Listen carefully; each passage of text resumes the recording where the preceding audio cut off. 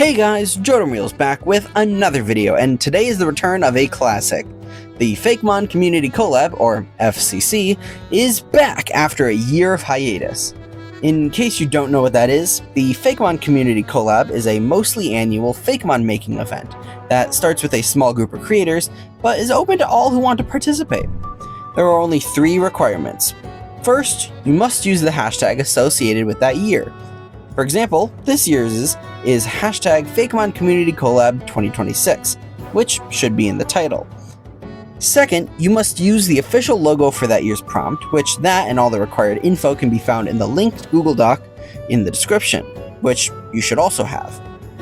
Third, your FAKEMON have to somehow follow the prompt, which this year's prompt is music, whether that be turning a song into something, or something a bit more abstract. That's up to you. Anyways, let's get on with the video. First up is an idea relating to a particular game I like, Deltarune. A joke has run through the fandom for a while about how the creator, Toby Fox, quote, invented music, unquote, with the release of Undertale, and, quote, released music too, unquote, with Deltarune. I agree that the soundtrack in both of those games are insanely good to this day, so I wanted to make an homage to Tricky Tony himself. His icon is a small white Pomeranian dog that runs around, or in some cases drives around, causing havoc and mischief in his games. So there wasn't much more that I could have added to the concept. I do want to quickly bring up the fact that I completed this design before Game Freak revealed Winds and Waves, so I did not have the knowledge of Pombon during the design process of this. However, I wanted to do something else as well.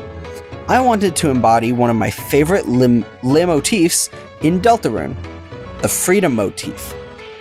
The freedom motif is associated with characters loose from the grips of the prophecy and or trying to obtain freedom at the cost of everything.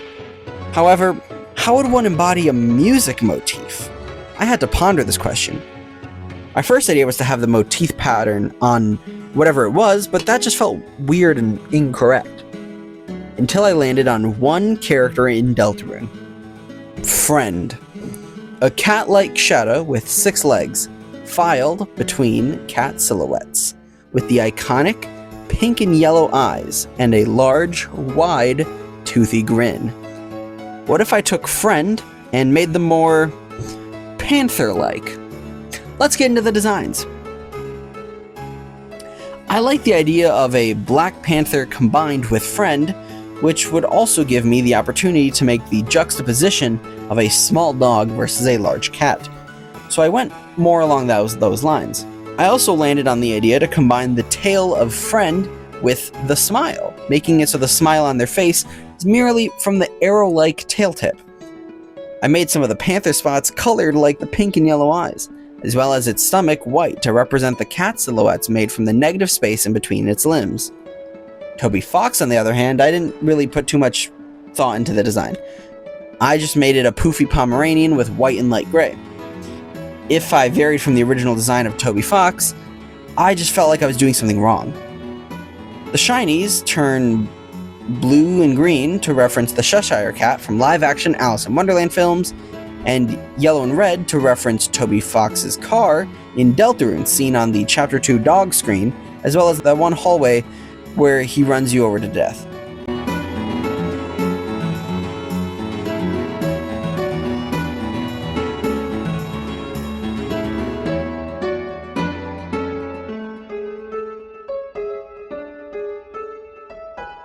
Here is Amiguger, the friend Pokemon, from Amigo, Spanish for friend, and Cougar, a dark and fairy type. Some have claimed to see this mysterious Pokemon while out on a hike after a manic episode.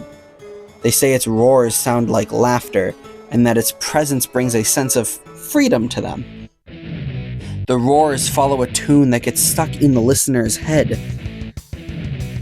Some tales tell of a royal court jester and a sketchy salesman going mad from it, while others say a wise teacher and a silent assistant merely accepted the freedom and solace. Let's meet its counterpart, shall we? Here is Pomerascal, the fiend Pokemon, from Pomeranian and Rascal, a normal type. This canine is said to be really good at creating all kinds of melodies. A rumor says early forms of music were inspired by this Pokemon's tunes. Despite its appearance, it tends to annoy others by constantly nagging them. It's said that Pomarascal could be a relative of the Nickit line based on its actions and personality. All in all, I am very happy with how Amigugur and Pomarascal turned out.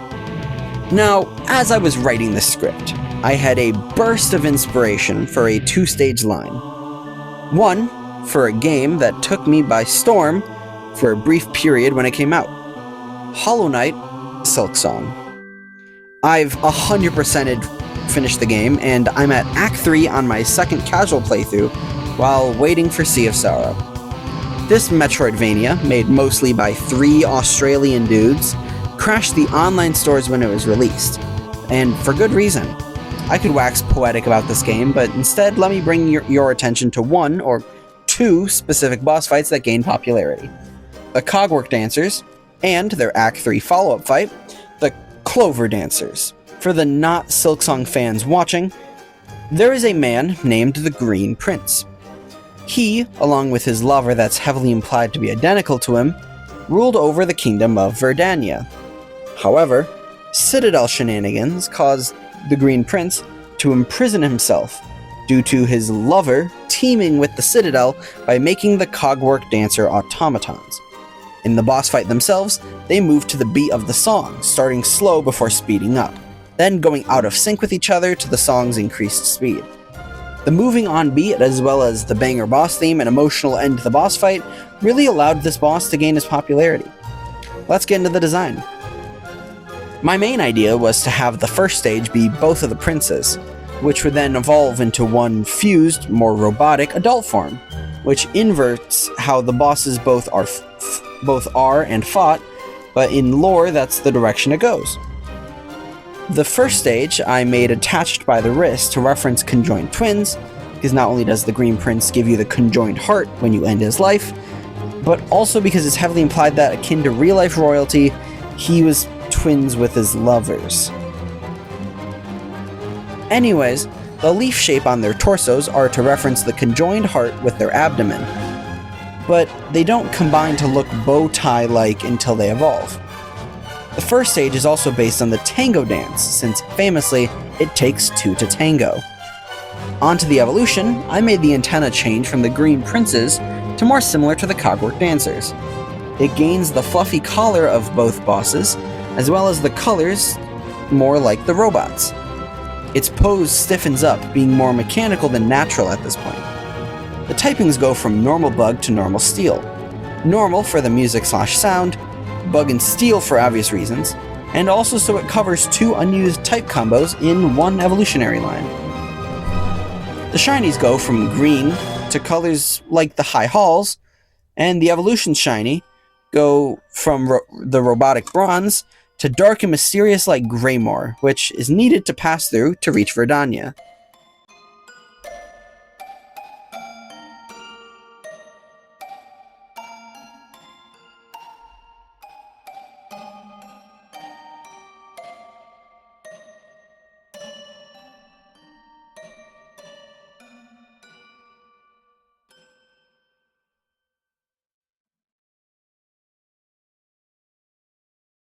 Here is Verdango, the dancer's Pokemon.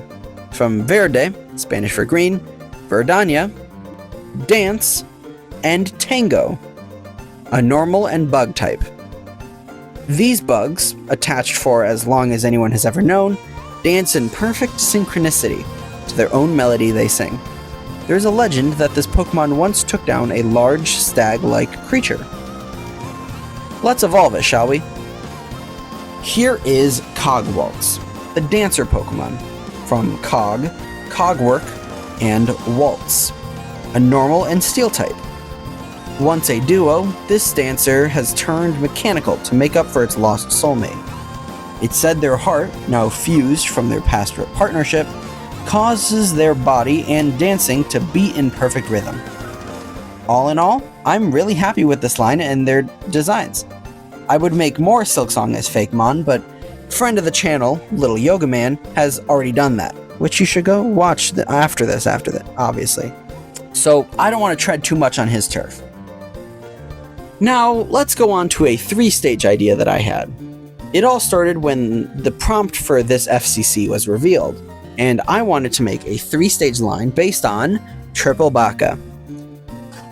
They're a group of anime girls that sing with musical voice banks used like a digital piano in FL Studio that are probably the top most famous digital voice banks in the modern era to the average person. Real quick, for those out there who know the difference between them being Vocaloids and Utaus, yes, I understand that. However, for the sake of this video, we don't really need to delve into that. So from now on, I'm probably just going to call them Vocaloids, despite only one of them being a Vocaloid technically, the other ones being Utaus, and probably just other voice banks.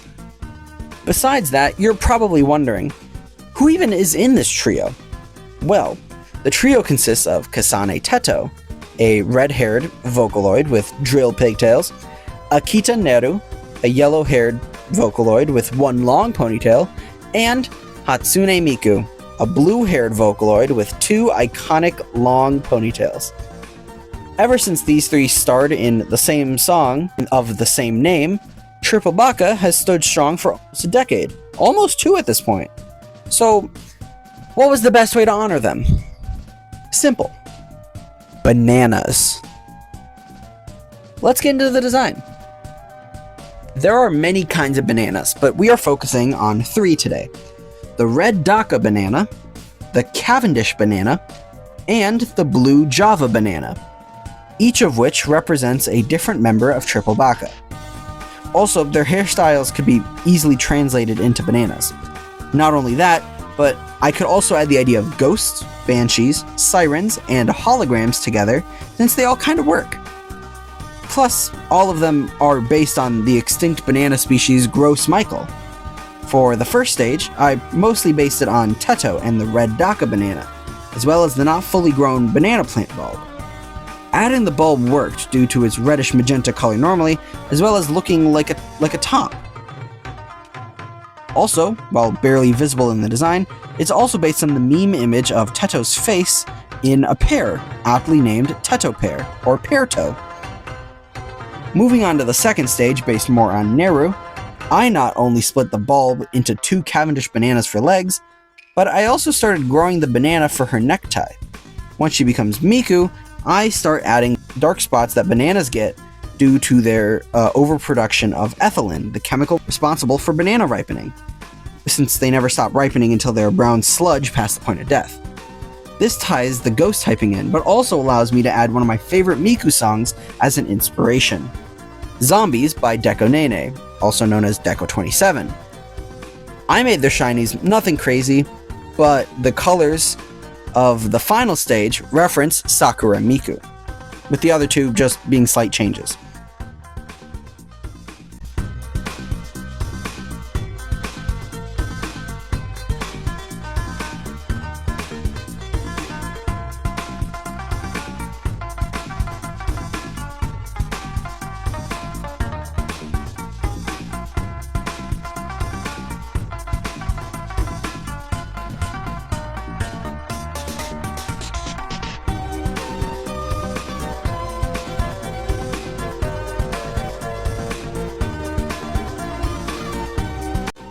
Here is Bakadaka, the singer fruit Pokemon, from Red Dhaka and Triple Baka, a grass and ghost type.